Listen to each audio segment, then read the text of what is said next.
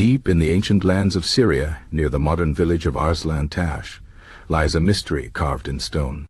Long ago, before the rise of great empires, before the names of kings were written in history, the people of this land worshipped gods and spirits. They believed in powerful forces that could protect them, bring them luck, or bring them ruin. And to honor these forces, they carved their fears and hopes into stone. Among these carvings, none are more striking than the basalt lions of Arslan Tash. The story of these lions begins in a time when the land was known as Bit Adini, a small but powerful kingdom. The people here were strong, proud, and deeply connected to the spirits of the earth.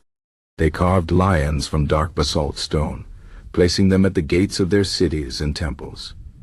These lions were not just decorations, they were guardians.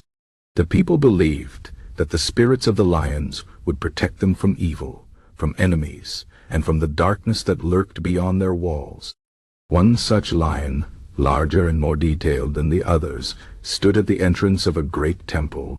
The temple was sacred to the storm god, Hadad, who ruled the skies and brought both life-giving rain and destructive storms. The priests of the temple said that the lion was not just a statue, it was alive in some way, filled with the power of the gods. They told stories of how, on quiet nights, the stone would sometimes tremble, as if the lion were breathing. But that the kingdom of Bit Adini was not safe forever. A mighty empire, the Assyrians, marched across the land, conquering cities and burning villages. Their king, a ruthless warrior, wanted all lands under his rule. When the Assyrian army came to Bit Adini, the people knew they could not win in battle. So they turned to their gods and their stone guardians for help. The night before the attack, the high priest of Hadad's temple had a dream. In his dream, the basalt lion spoke to him. "The enemy will come," the lion said, "but if the people are brave, if they stand together, they will not be forgotten. Even in defeat, their spirit will remain." The priest woke with a start, knowing what he had to do. As the Assyrians stormed the city, the people fought bravely, but they were outnumbered. The temple was the last to fall. The Assyrian king himself entered the sacred space, ready to destroy the symbols of the old gods. But when he saw the basalt lion, something strange happened.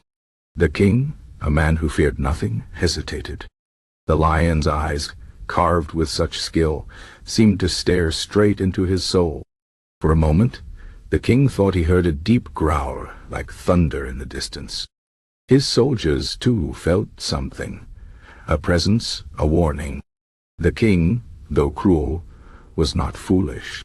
He knew power when he saw it. Instead of smashing the lion, he ordered his men to take it. "This stone beast will guard my palace now," he said. "Let its spirit serve me instead." The lion was carried away, far from its home, to the great Assyrian capital. There, it stood at the gates of the king's palace, a silent witness to the rise and fall of empires. Years passed, then centuries. The Assyrian Empire crumbled, as all empires do. Cities were buried under sand, and stories were forgotten. But the basalt lion remained. Many years later, long after the Assyrians were gone, a traveler came upon the ruins of an ancient palace. Among the broken stones, he saw something strange. A pair of stone eyes staring back at him. He dug through the dust and uncovered the lion, half buried but still proud. The traveler was not a king or a warrior. He was a man who loved the stories of the past. He knew this lion was special, so he carefully moved it to a place where others could see it. Today, the basalt lion of Arslan Tash stands in a museum, far from the land where it was born. But if you look closely, if you listen to the silence around it, you might still feel its power. It is more than just a stone. It is a memory of a lost kingdom, a protector that outlived its people, a symbol of the belief that some things are stronger than time. And perhaps, on a quiet night, when the wind howls like an ancient storm, the lion still dreams of its home.